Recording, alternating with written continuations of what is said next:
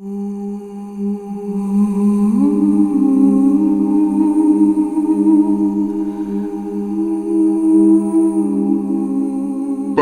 sebagian orang dari masyarakat Sunda mungkin akan bertanya-tanya, mengapa di Sunda jarang sekali ditemukan rumah ibadah atau bangunan suci berbentuk candi seperti halnya di Jawa yang dapat terlihat jelas dari keberadaan candi-candi bercorak Hindu-Buddha. Padahal di Sunda sendiri dalam sejarahnya pernah berdiri sebuah kerajaan besar bercorak Hindu-Buddha yaitu Galuh Pakuan, Pakuan Pajajaran yang berkembang sekitar abad ke-8 Masehi hingga ke-16 Masehi. Namun pada kenyataannya sedikit sekali ditemukan bangunan peribadatan berupa candi. Adapun Candi Cangkuang di Leles, Garut merupakan candi hasil dari rekonstruksi para ahli arkeologi, bukan bangunan candi yang sebenarnya. Pada mulanya candi tersebut hanya berupa sebuah patung siwa yang kemudian dibentuk seolah-olah menyerupai bangunan candi. Sementara Candi Ronggeng dan Candi Racek Wesi di Ciamis merupakan sebuah temuan berupa lempengan-lempengan batu linggayoni yang hingga sekarang masih dalam proses rekonstruksi para ahli arkeologi dan sejarawan. Begitupun dengan Candi Bojongmenje di Rancaekek, Bandung, merupakan sebuah temuan berupa lempengan batu-batu yang menurut arkeolog disinyalir sebagai bagian dari struktur candi, bukan bangunan candi seutuhnya. Lantas, apa sebab di Sunda tidak banyak ditemukan candi-candi seperti halnya di Jawa? Menurut penelitian mengutarakan dua hal alasan mengapa masyarakat Sunda kuno tidak mengenal bangunan candi sebagai tempat peribadatan, meskipun masyarakat Sunda selama 8 abad berada dalam kekuasaan kerajaan bercorak Hindu-Buddha.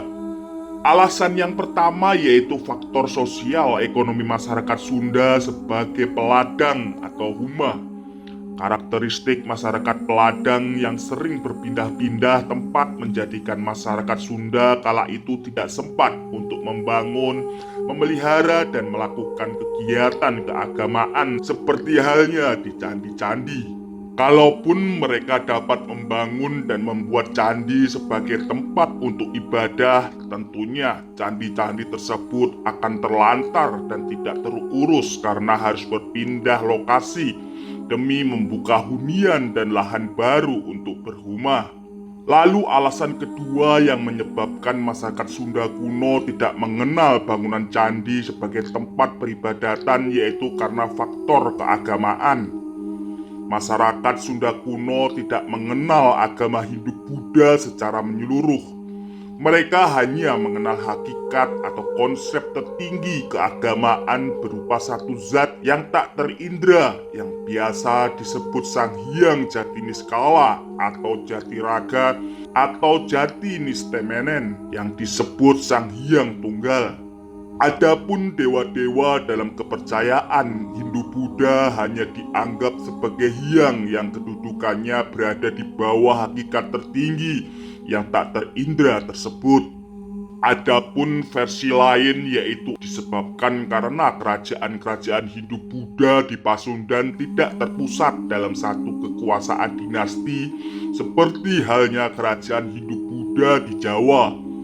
Kekuasaan kerajaan di Sunda terpusat pada perkampungan-perkampungan adat yang ada di wilayah Pasundan. Dalam masyarakat Sunda lama dikenal kesatuan dari 3 kampung.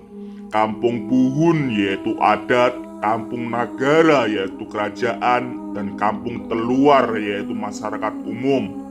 Kampung adat merupakan kampung tertua yang dihuni oleh orang-orang yang pertama kali membuat dan membuka perkampungan. Setelah penduduk kampung adat banyak, maka dibuka lagi Kampung Nagara sebagai penghubung antara masyarakat dengan tokoh kampung adat yang disegani dan dihormati. Dan setelahnya dibuat kembali kampung ketiga, yaitu kampung terluar, sebagai penjaga keamanan untuk kedua kampung terdahulunya. Keberadaan tiga kampung dalam paham masyarakat Sunda lama merupakan paham kekuasaan trias politika Sunda. Kekuasaan dalam kepimpinan Sunda membagi kepimpinan menjadi tiga kekuasaan, yaitu pemilik kekuasaan, pelaksana kekuasaan, dan penjaga kekuasaan. Pemilik kekuasaan adalah kampung adat, sedangkan pelaksana kekuasaan adalah kampung nagara, dan penjaga kekuasaan adalah kampung terluar. Pada masa kerajaan Sunda, pemilik kekuasaan adalah Raja Sunda sendiri, sedangkan pelaksana kekuasaan ada di tangan putra-putra atau keluarga kerajaan yang memerintah di wilayah-wilayah kekuasaan raja. Sementara kekuasaan untuk memelihara kekuasaan raja ada di tangan masyarakat penjaga wilayah kerajaan. Biasanya wilayah penjaga kekuasaan adalah wilayah pesisir atau wilayah perbukitan. Namun yang menarik adalah sebelum di Pasundan terdapat kerajaan bercorak Hindu-Buddha atau kerajaan Galuh, kerajaan Pakuan, dan Pajajaran. Orang Sunda telah memiliki bangunan-bangunan suci tersendiri yang disebut dengan kabuyutan. Kabuyutan adalah satu tempat khusus yang tak dapat dikunjungi oleh sembarang orang karena tempat itu keramat dan terisolir dari hunian manusia. Dalam masa sekarang, kabuyutan itu adalah tempat penziarahan yang di dalamnya terdapat juru kunci atau kuncen sebagai pemegang kekuasaan wilayah tersebut. Dalam kabuyutan itu terdapat makam pembuat kampung atau pada setelah zaman Islam adalah seorang tokoh penyebar agama Islam.